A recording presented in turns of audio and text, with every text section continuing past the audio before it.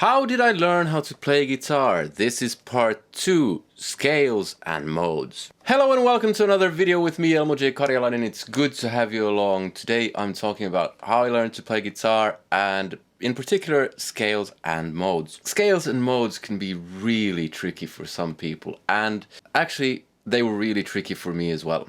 Now this is part 2 in the series How I Learned to Play Guitar. In the first part I talked about how I almost quit and doing exercises and getting the basics, really. After I started doing these kinds of exercises and so on, and the bends and vibrato, there came a point, now these are not in sequence, they flow into each other, but I started learning about scales, and we did the pentatonic scale first, the minor pentatonic, and a good help for that was doing, not just running it up and down, that's just boring, but doing sequences, something like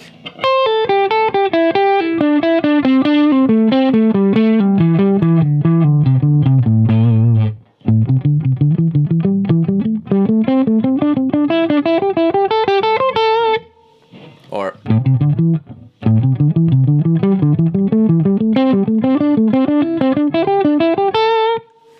that kind of stuff. Now, the pentatonic, minor pentatonic scale was easy enough. I mean, most guitar players learn it at some point and fairly quickly without too many problems, at least compared to the major scales. Sorry, the major scale and the modes.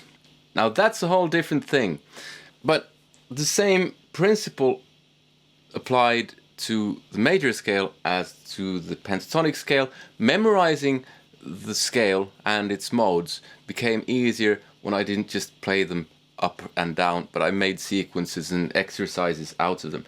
But the first thing for me was my guitar teacher said, you need to learn the modes. There's a great book called Monster Scales and Modes. So I got that, and he also made me, I forget the details, but somehow he made me draw the entire neck and draw out all the notes of the major scale everywhere on the neck. And that really helped me kind of visualize at least certain bits of the scale. And then I did these kinds of things.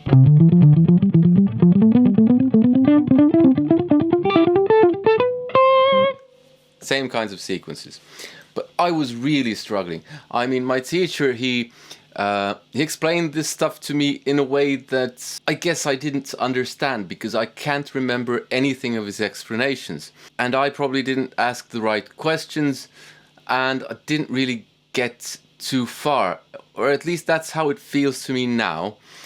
But I remember a couple of kind of breakthrough moments, realizing that the pentatonic scale, let's say we have the Dorian mode, which is the second mode of the major scale. So let's say we're in C major. Then the second mode is D minor, it's D Dorian. And realizing that actually that contains all the notes from the minor pentatonic scale. That was one great kind of epiphany moment for me.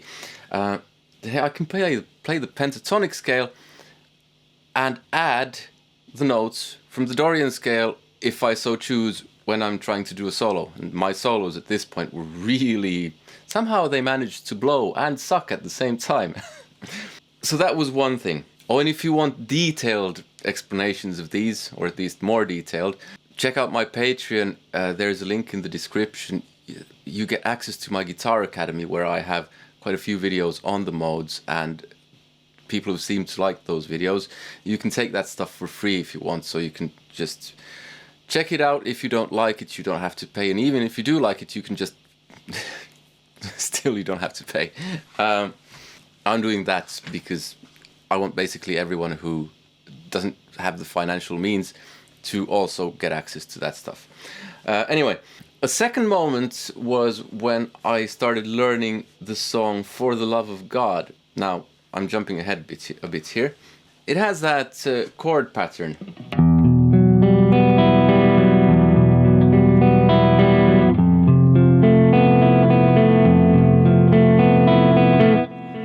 And the thing is that it's in E minor. But the F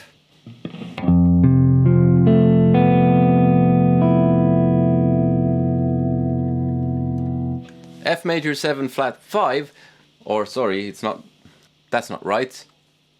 F major 7 sharp 11, something like, I don't know, because it already contains the 5. Shh.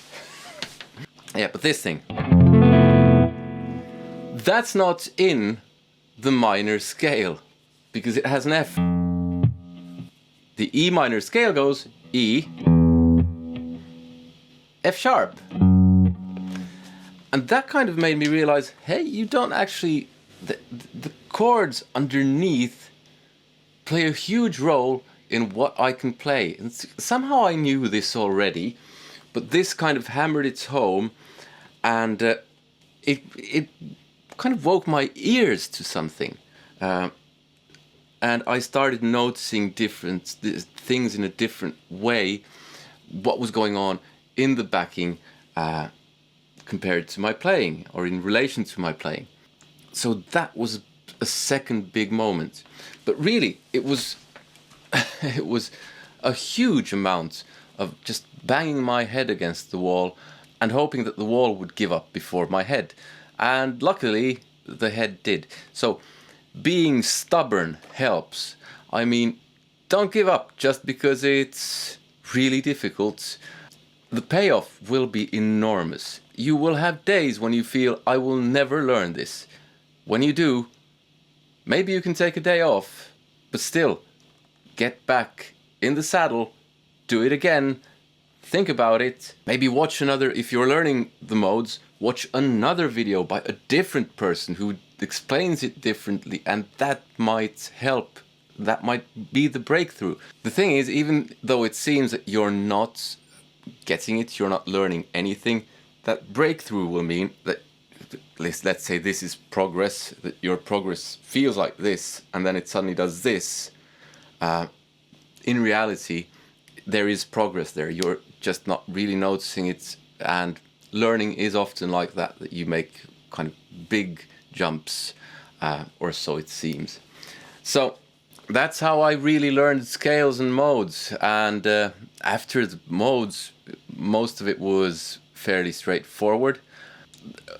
The modes, they really opened up so much for me in terms of music, and stick with it, be stubborn, and keep going. It will happen, and that's regardless of what it is. This works for other stuff as well. Giving up too soon, not a good idea. If you want to check out more of my lessons, there's a playlist here somewhere. If you want to check out my music, there's another playlist. Click like if you liked the video. Comment, let me know what you thought. Subscribe, hit that bell notification thing. And join me on Patreon, because you get access to my Guitar Academy and to all of my music. And you can even take that stuff for free. There's a link in the description. I hope to see you there. Take care. Goodbye!